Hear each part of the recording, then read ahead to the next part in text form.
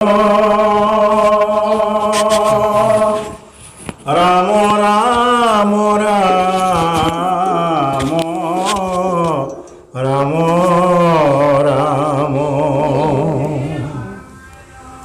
ও সৌনকাদি মুনি গণ ও নৈমিষ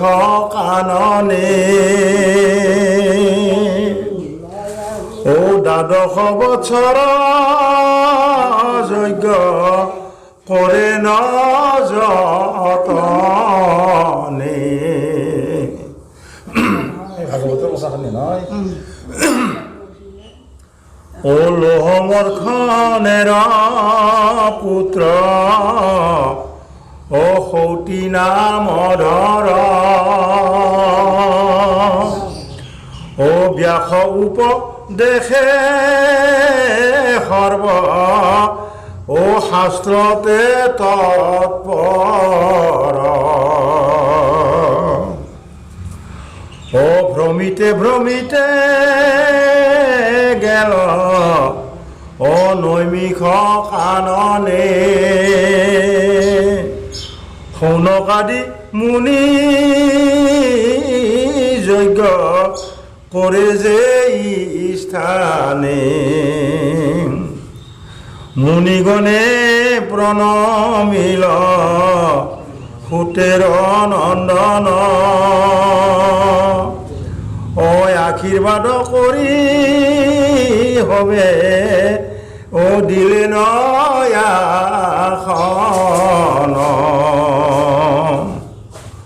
সৌতুকে দেখিয়া হৰ্ষে কহে মুনিগণ কথা হইতে হইল সৌতী তবয়া গমন কথায় বা এত কাল কৰিলা যাপন সবিস্তাৰে কহবে কৰিব শ্ৰৱণ দা কথা মূল কথাটো হ'ল কি এই নৈমিষাৰণ্যত 1000 বছৰ যজ্ঞ কৰিছিল ডাঙৰকৈ ক'ব 1000 বছৰ যজ্ঞ কৰিছিল ঋষিমুনিকেইটাখন তাৰে প্ৰধান আছিল কোনি প্ৰথম হ'ল ব্যাস ব্যাসৰ পাছত ব্যাসৰ শিষ্য হ'ল সৌতী নাই সৌনকাদি সেই আশ্ৰমখন ৰক্ষণাবেক্ষণ কৰিছিল আৰু তাতে যি কৰ্ম হৈছিল যাগ যজ্ঞ তাতে তেওঁ মানে আগভাগ লৈছিল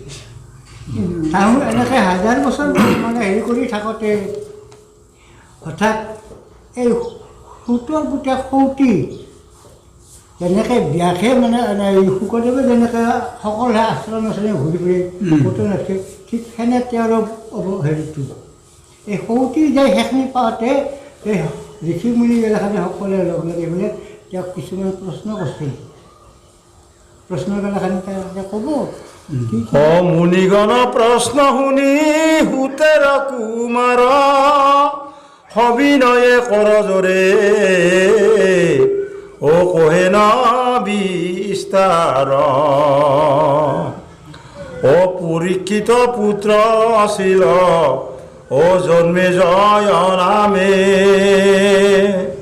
সৰ্পনাখী বাৰ যজ্ঞ ও কৰা ধৰা ধামে পৰ্যায়ক্ৰমে মানে পাণ্ডৱ বংশৰ সকলে আগবাঢ়ি আহিছে আহোঁতে অসুৰ অৰ্জুনৰ পুতেকৰ অভিমন্যুৰ পুতেকৰ এই জন্মেজয় এতিয়া শেষ জন্মেজয় ৰচা পাইছে জন্মেজয় কি কৈছিল জন্মেজয় যি মানে সৰ্পযজ্ঞ কৰিছিল এই কথাটো মানে আৰু প্ৰশ্ন কৰিছিল তেওঁ কিয় সৰ্পযজ্ঞ কৰিব লগা হ'ল সেই যজ্ঞে মুনি শ্ৰেষ্ঠ ও বৈষম্পায়ন ব্যাস বিৰচিত কথা ও কৰান শ্ৰৱণ এইটো মূল কথা ডাঙৰ কথা ব্যাসে যেনেকৈ পৰীক্ষিতক মানে 7 দিন 7 ৰাতি ভাগৱত শুনি পেলাই উদ্ধাৰ কৰিছিল মুক্তিৰ পথ দিছিল ঠিক এনেকৈ শেষ টাইমত জন্মে যজ্ঞ মানে কোনে ভাগৱত শুনিছিল, কোনে মহাভাৰত শুনিছিল? হয়, বৈষ্ণৱ সেইটা বৈষ্ণৱ মুনি কেনেধৰণে মানে কথাগিলাখন কৈ থাকোঁ শুনি থকা।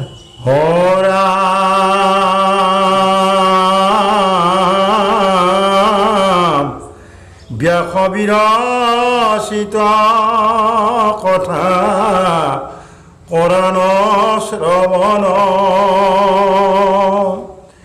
বিস্তাৰে শ্ৰৱণ কৰি ও ভাৰত আখ্যান তাৰ মানে আলোচনা কৰি পেলাই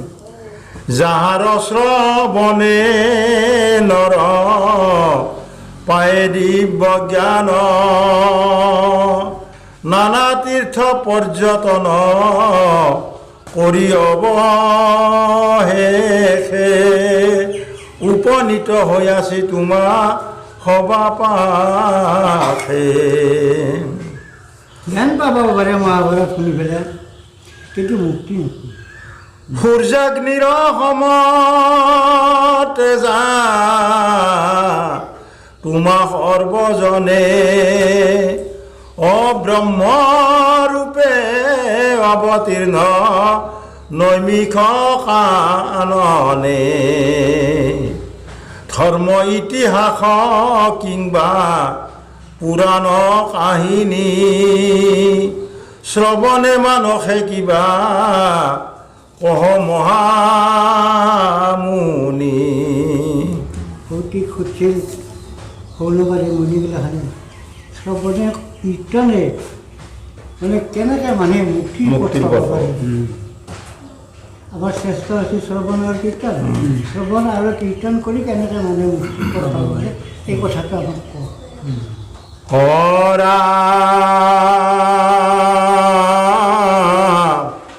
আদেশ কৰ আমি ও কৰিব কীৰ্তন যাহাৰ শ্ৰৱণে সৰ্ব ও পাপ বিমোচন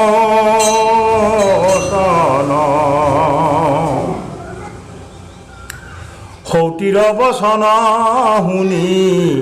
কন মহামুনি তব তাত হুতশীল ও সৰ্বশাস্ত্ৰ জ্ঞানী মানচিত্ৰ বিচিত্ৰ কখন পুৰাতন সুতমুখে বহু শাস্ত্ৰ ও কৰিছে শ্ৰৱণ। সৌতিক কৈছিল তোমাৰ সুতে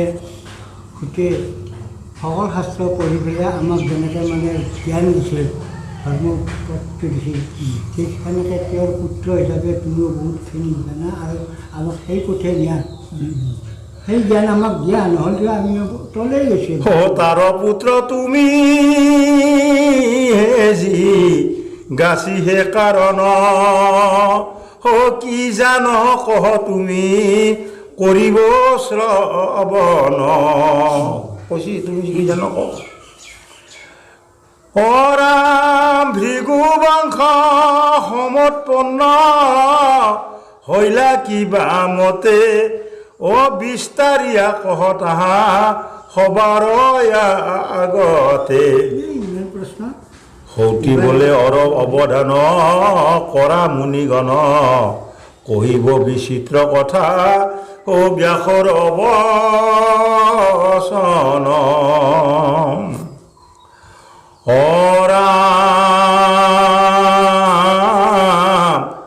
ব্ৰহ্মাৰ নন্দন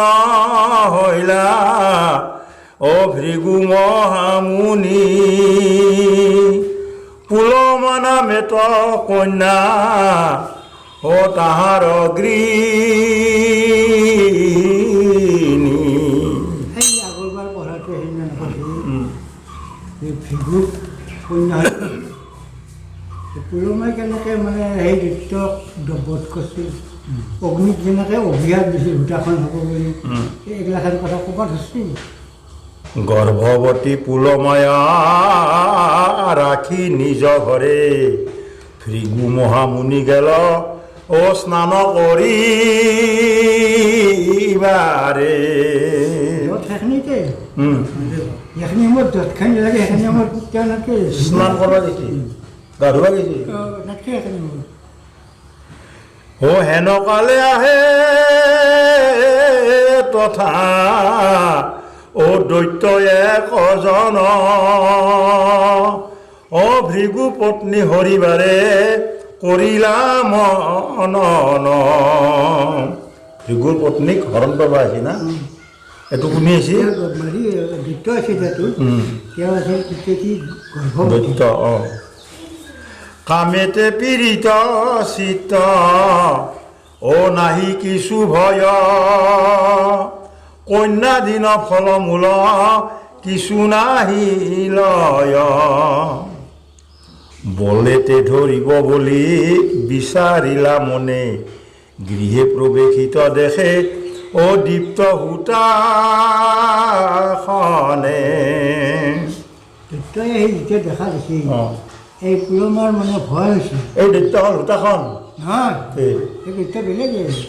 যদি সূতাখনে যদি আমাৰ ছাতি বেৰি থাকে তেওঁ হ'ল সূতা নহয় গৃহে প্ৰৱেশিতে দেখে দীপ্ত সূতাখনে এই দৈত্য অহাতে দেখা পালা দৈত্যক দেখা পাই মানে পুৰমাই কি কৈছিল যে ইটো মানে কিবা তিনি নল'ব নলৈ ই মোক আগেই ভাল পাওঁ বুলি মানে স্বীকৃতি দি আছে গতিকে মই কি কৰোঁ এতিয়া এই বুলি ঘৰৰ ভিতৰত হুকি যায় ঘৰৰ ভিতৰত হুকি যায় কাক দেখা পালে সূতা সূতা বুলি অগ্নি জুই জ্বলি আছে এই জুইক দেখা পাইছে অগ্নিপানে চাহি বলে হে দানৱ দুৰন্ত কহ বৈশ্যা নৰ তুমি জান আদি অন্ত এই দৈত্যই মানে অগ্নিক মানে প্ৰশ্ন কৰিছে যে তুমি এতিয়া ইয়াক কিয় আশ্ৰয় দিছ ইয়াকতো মানে সকলো কথাখিনি তুমি আগে জানই তুমি এতিয়া সেই কথাখিনি কওঁ ইহাৰ জনক পূৰ্বে বৰিলে ক মোৰে নাদিয়া বিবাহ মোৰে দিলে ভৃগুৰে আগতে মততে শিশুমুনিত তাতে এইবোৰ আমাক বিয়া দিলা কিন্তু দিয়া কথা আছিল ততে দৈত্যৰ ততে মোৰ তাতে নিদি পেলাই শিশুমুনিত তাতে কৰি দিলা এতিয়া শেষ টাইম এই গৰ্ভৱতী অৱস্থাত মানে মন্দিৰত সেই শিশুমুনি গা ধুব গ'ল সেই অৱস্থাত দৈত্যই আহি দেখা দি মানে ঘৰৰ ভিতৰলৈ হুকি দি দেখা পাই আগটো অন্য সাক্ষী দিয়ে সাক্ষী এওঁহে হ'ব মানে অগ্নি হ'ব অগ্নিক এগিলাখান কথা ক'ব লাগিছিল ধৰ্মভ্ৰষ্ট ভৃগু নাহি কৰিলা বিচাৰ অ বিবাহ কৰি আনে কন্যা বৰণয়া মাৰ এই ইমান জ্ঞানী ভৃগুমুনি আগপাছ নাচকে মোৰ মই ভাল পোৱা আপিটো কিয় বেয়া কৰিবই লাগিছিল মিথ্যা নাকহিও তুমি কহ সত্যবাণী ন্যায়েতে এ কন্যা হয় ও কাহাৰ গৃহিণী আচলতে প্ৰশ্নটো অগ্নিক প্ৰশ্ন প্ৰশ্ন কৈছে বহি পাওঁ না ভৃগুমুনি পাই দেৱতাই ভাল পাওঁ বুলি আমাৰ ও দানৱেৰ বাক্য শুনি অগ্নি হইলা ভীত কেমনে কহিব মিথ্যা ও হইলা চিন্তিত অগ্নি দেৱতাৰো ভয় মিছা কম কেনেকৈ কথাটো সঁচাই আগৰে কথাটো সঁচাই সত্য ক'লে কন্যা লৈয়ে ও যাইবে দানৱ ভাবিয়া তাহাৰ প্ৰতি বলে জলত ভৱ সত্য ক'লে কি হ'ব কইনাটো লৈ যাব এতিয়া সত্য নকৰিলেওতো মানে মোৰ আৰু মানে অৱস্থা বেয়া জানি আমি পূৰ্বে তুমি হ পুলমা কন্যায় হ বৰ নকৰে তাহা মিঠা কভু নয় মিছা নহয় অগ্নি মানে স্বীকাৰ কৰা সেই প্ৰথম তুমিও তেওঁক মানে স্বীকাৰ কৰাটো সত্য সত্য মিছা নহয় কিন্তু বিধি মতে তব বিবাহ না হইল তেইহে কন্যার পিতা ভৃগুৰে অৰ্পিল। আমাৰ আজিকালি যেনেকৈ ভাল পাই থাকে সেইটো পাছতে বেলেগত তাতে বিয়া দিয়ে বিয়া হয়। ঠিক সেনেকৈ তুমিও ভাল পাইছিলা, ভৃগু সেইকাৰণে ভৃগু দিলা। তুমিও ভাল পাইছিলা কিন্তু বিয়া দিলা তাত। তুমি যদি অগ্নিশান্তি কৰি পেলাই যদি তুমি ধৰ্মশান্তি কৰি মানে বিয়া পাতলা হয় তেতিয়াহ'লে কোনে নাপালা হয়, তুমিয়ে পালা হয়। ৰাম বেদ মন্ত্ৰ পাঠ কৰি ঐ আমাৰ গোচৰ।